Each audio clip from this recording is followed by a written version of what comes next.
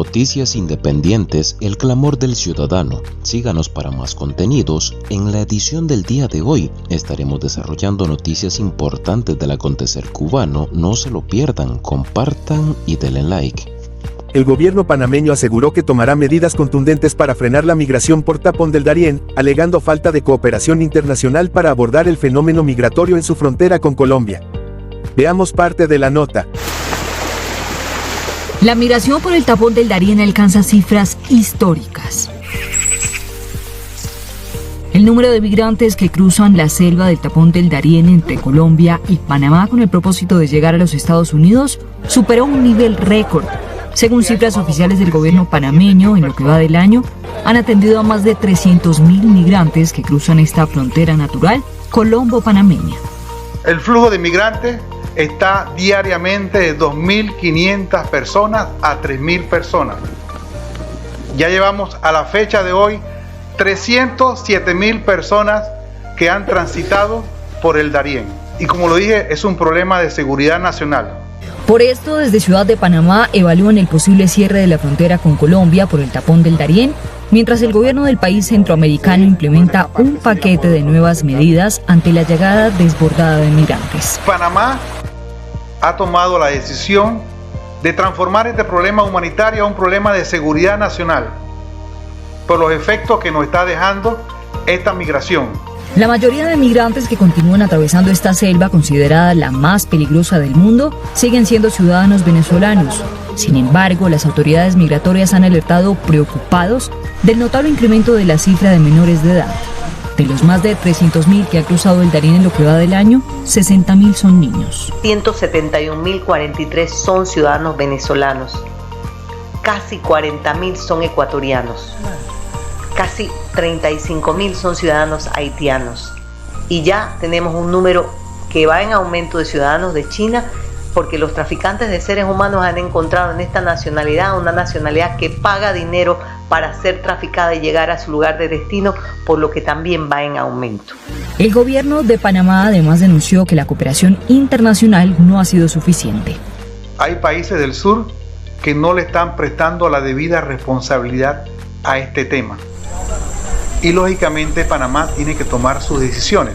Por el momento, ante este nuevo anuncio, el gobierno de Colombia aún no se ha pronunciado, y de llegarse a dar el cierre de la frontera, el país suramericano tendría a miles de migrantes varados, especialmente en Necoclí y Capurganá, los últimos pasos migratorios antes de llegar a Panamá. Artículo 19 denuncia a La Habana por legalizar la represión y atacar las libertades básicas de los cubanos. La Organización Defensora de los Derechos Humanos Artículo 19 denunció que en Cuba la legislación se utiliza como instrumento de represión y calificó de alarmantes las estadísticas sobre agresiones contra periodistas y activistas en Cuba durante el primer semestre de 2023. El informe semestral de esta entidad recuerda que, con el propósito de limitar las libertades de expresión, de reunión y de manifestación, entre 2018 y 2022 fueron aprobados varios decretos ley y posteriormente, el Código Penal de 2022 y la Ley de Comunicación de 2023. El reporte destaca que una característica notable de este último periodo es la legalización de la represión y el ataque sobre las libertades básicas, al legislar por medio de decretos y de la aprobación de leyes, la inhibición y el castigo de la libertad de expresión y de forma paralela, las libertades de reunión y manifestación.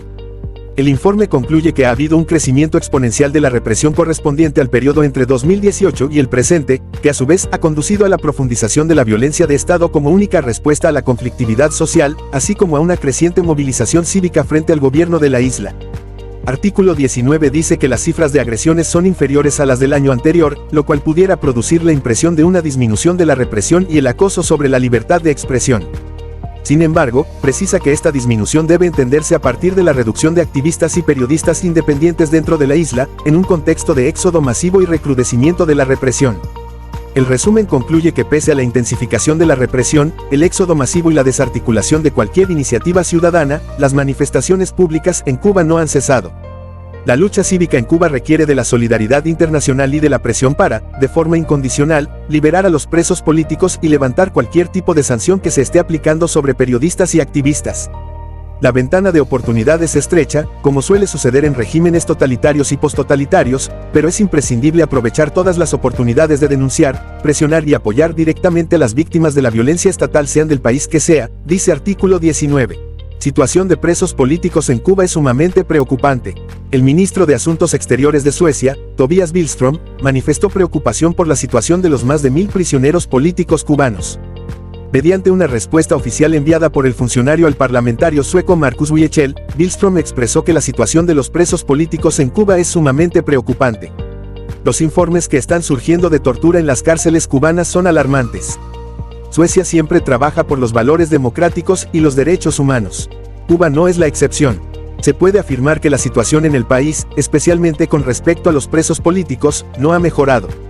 El canciller sueco también añadió que su gobierno considera que el llamado Acuerdo de Diálogo Político y Cooperación de la Unión Europea con el régimen de la isla no ha tenido el efecto deseado. El problema es que la financiación de la Unión Europea se está utilizando para oprimir a los cubanos. El gobierno de Suecia actualmente ostenta la presidencia de la Unión Europea y su posición podría representar un cambio de política de ese organismo respecto al régimen de La Habana. Sale más caro vivir y transportarse en Santi Spíritus que en la capital cubana. Las autoridades de transporte en Santi Spíritus estiman que más de 500 triciclos eléctricos podrían estar circulando de manera ilegal en la provincia, en la cual solamente han sido registrados 561. La cifra ha provocado múltiples tensiones entre los inspectores y los choferes, que alegan ser víctimas de trabas legales para conseguir los permisos a pesar de que los triciclos, incluyendo los de combustible, mueven al 80% de los pasajeros solo en la capital provincial. Los dueños y choferes, por su parte, responsabilizan a las entidades estatales por la alarmante cifra de vehículos que circulan en estado de ilegalidad. Un conductor declaró que había demorado más de un año para que le otorgaran la licencia, pues los trámites se vuelven engorrosos por la cantidad tremenda de papeles que exigen al solicitante entre sacar la matrícula, permiso de circulación y documentos que prueben una experiencia de 3 años manejando este tipo de unidad. Mientras tanto, admite que trabajó sin legalizarse. El resto de los choferes alegan situaciones similares, desde una batería que cuesta el doble del triciclo, hasta la demora en las oficinas de tránsito que viven expuestas a los apagones y la burocracia.